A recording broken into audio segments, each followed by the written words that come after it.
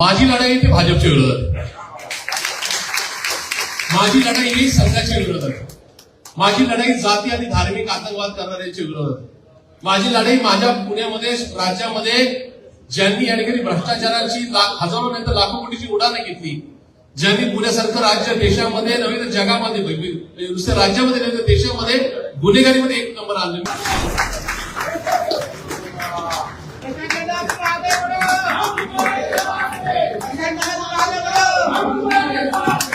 बाबा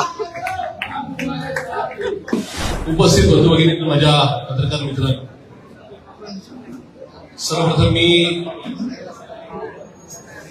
काँग्रेस पक्षाचे देशाचे नेते सन्माननीय राहुलजी गांधी साहेब, श्रीमती सोनियाजी गांधी मॅडम, खासदार आणि लोकप्रिय नेत्या सन्माननीय प्रियंकाजी गांधी मॅडम, काँग्रेसचे देशाचे प्रमुख आणि राष्ट्रीय अध्यक्ष आणि या देशाचे विरोधी पक्ष नेते सन्माननीय मल्लिकार्जुनजी खरगे साहेब यांचे तथा प्रदेश काँग्रेसचे नेते या राज्याचे प्रमुख माननीय हर्षवर्धनजी सपकाळ साहेब, या एआयसीसीचे या राज्याचे निरीक्षक तथा जनरल सेक्रेटरी डीएम संदीप साहेब, विधिमंडळाचे नेते माननीय विजयजी वडेट्टीवार साहेब आणि पुणे जिल्ह्याचे संपूर्ण कार्यभार असणारे राज्याचे माजी मंत्री काँग्रेस पक्षाचे नेते सन्माननीय सत्यजित बंटी पाटील साहेब यांचं मनापासून आभार मानतो की त्यांनी मला या आज खूप मोठ्या मनाने या ठिकाणी पक्षामध्ये घेतलेलं. शहर काँग्रेस जी कायम स्वातंत्र्यापासून मागच्या 10 वर्षापूर्वीपर्यंत या शहरामध्ये पुणे शहराच्या सगळ्या विकास कामांच्यासाठी त्यांना खरंच श्रेय दिलं पाहिजे.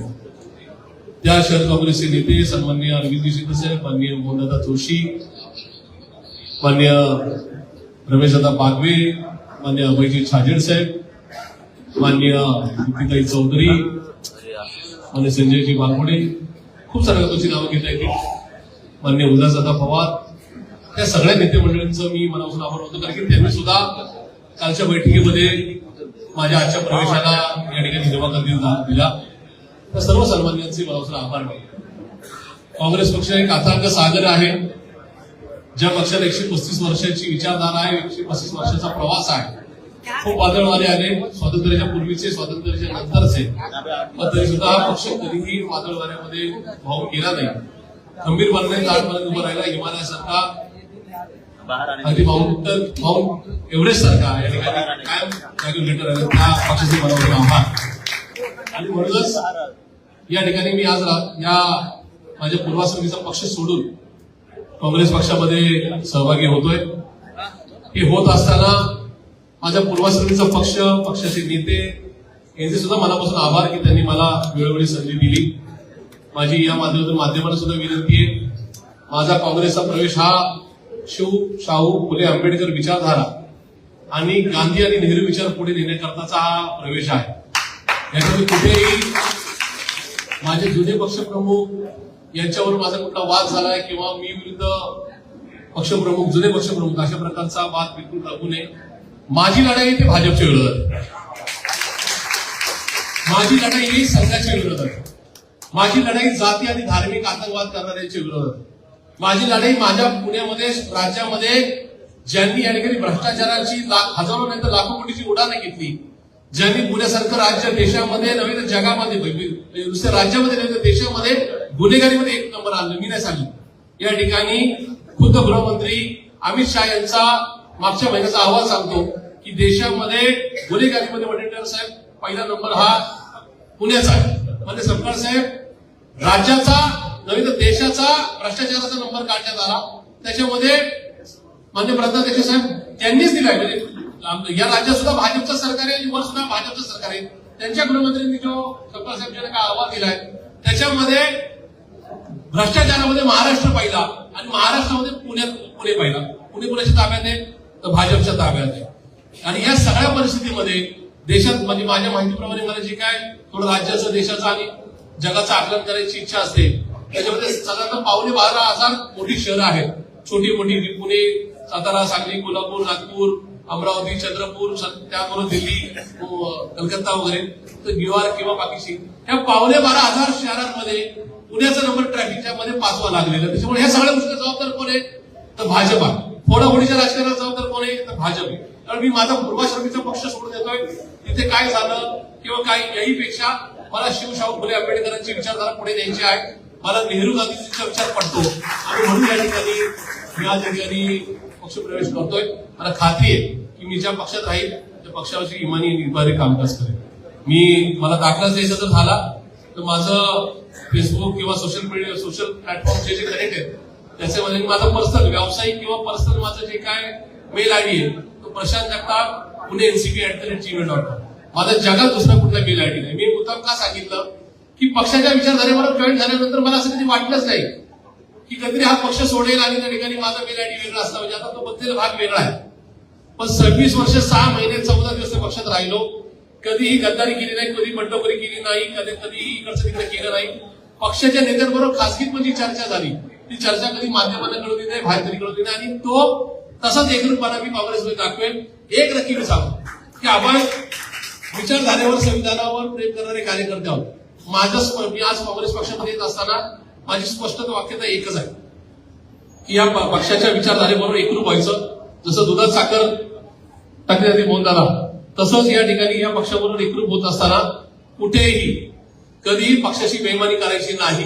पक्ष मला काय संधी देईल या पक्षाला कुठपर्यंत या ठिकाणी साथ द्यायची हा माझा निर्णय नक्की राहील.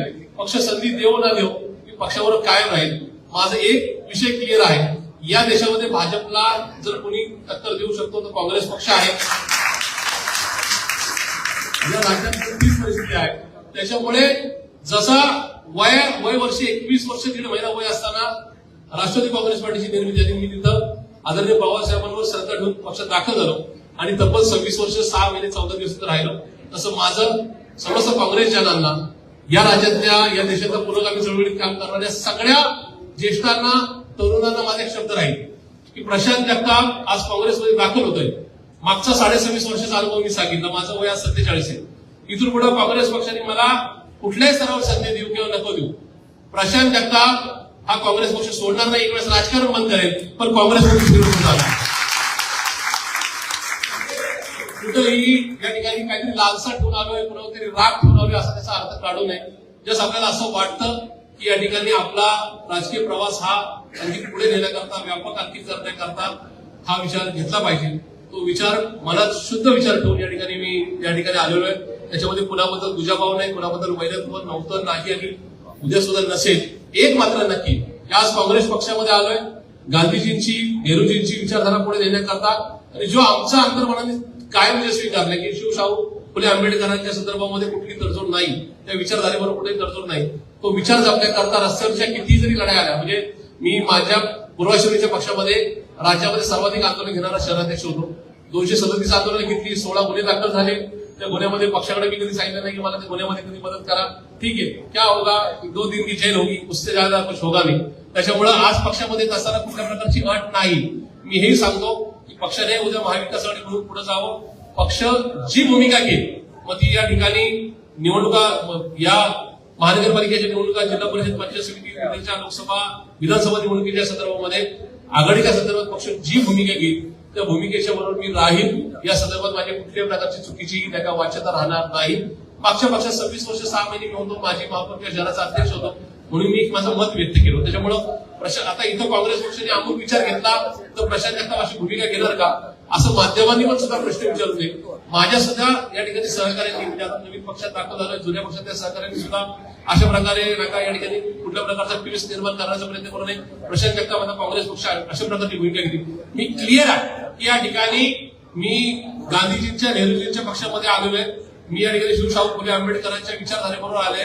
काँग्रेस कुठलाही निर्णय घेईल त्या निर्णयाबरोबर मी राहील, हा शब्द जर या ठिकाणी थांबतो. धन्यवाद. जय हिंद.